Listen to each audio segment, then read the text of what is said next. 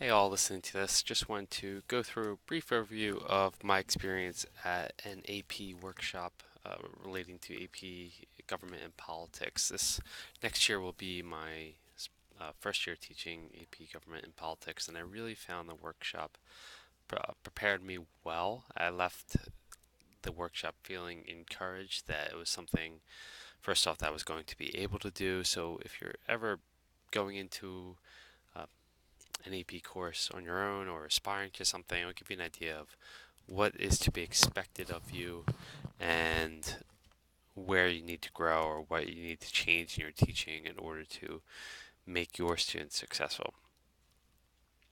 Four major takeaways I had with this workshop, and I'll go through them briefly below, are number one, AP workshops provided me opportunities to score and interpret AP tests and the rationale behind those tests and what different scores meant.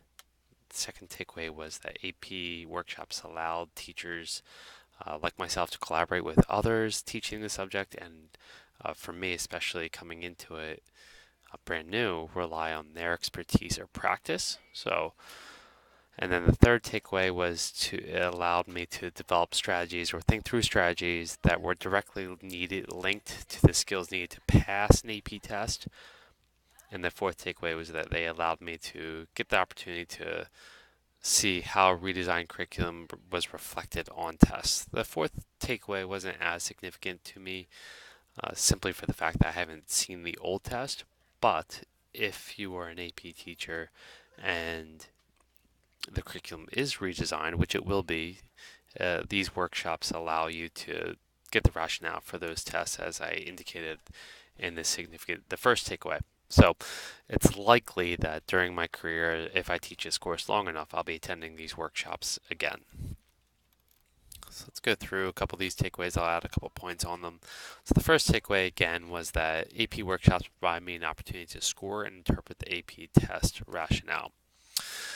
This allowed me, at least at a accuracy level, not just for an AP test specifically, but to see what my students should be prepared for, whether they take the AP test or not, especially if they're college bound. So if you're teaching an honors level course or a college prep level course, even really an academic level course, and you know some of your students are pursuing college, it allows you to reflect on, am I teaching the skills necessary that they'll be successful once they enter college in, maybe some of their gen eds.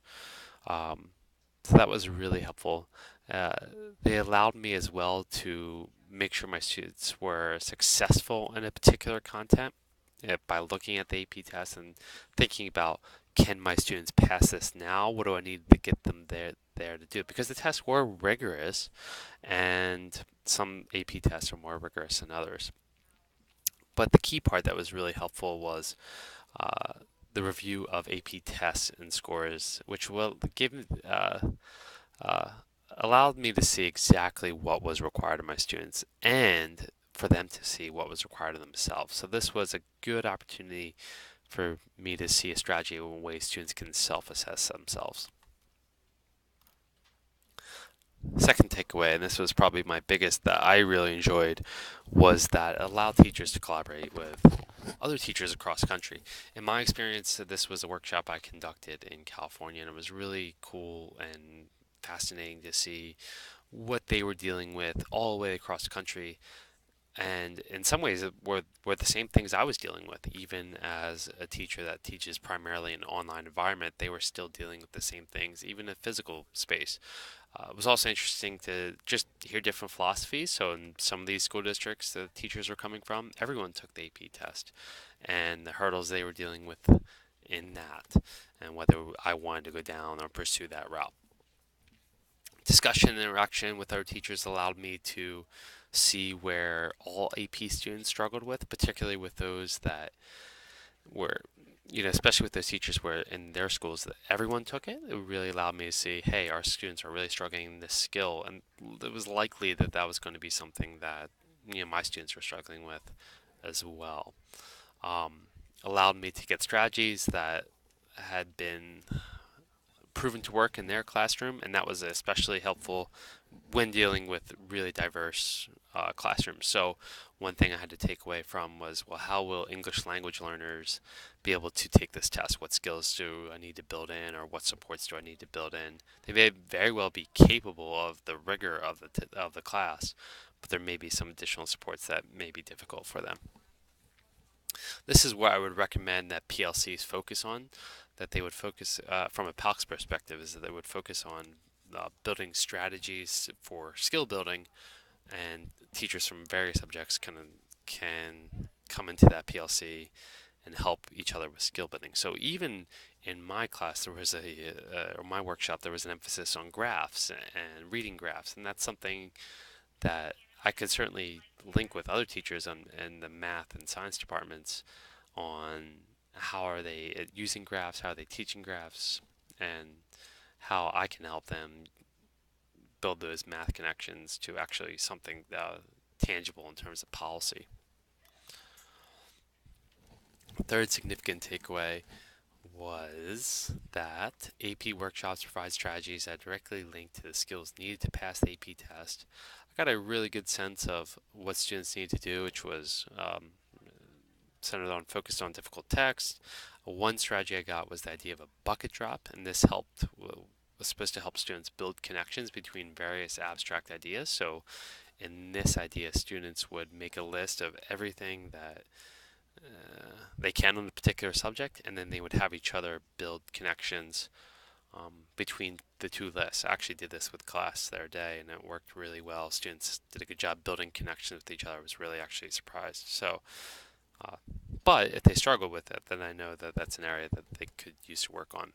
So even though that this workshop was tailored to a specific AP course, each AP workshop would review skills that are specifically targeted to other content areas. Should other teachers attend, they would receive the strategies that are unique to them and their content.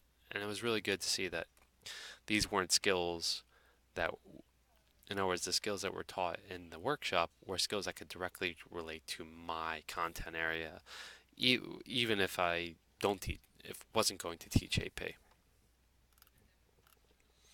And then the last takeaway, again, they similar to in some ways to the first takeaway.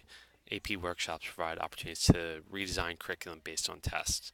Again, so it allowed me to see where the test was going and to change my curriculum if need be. A lot of, in my experience in this field, a lot of teachers had to redesign their curriculum based on the new test, and to get an idea of where that might be, where I need to change curriculum was helpful.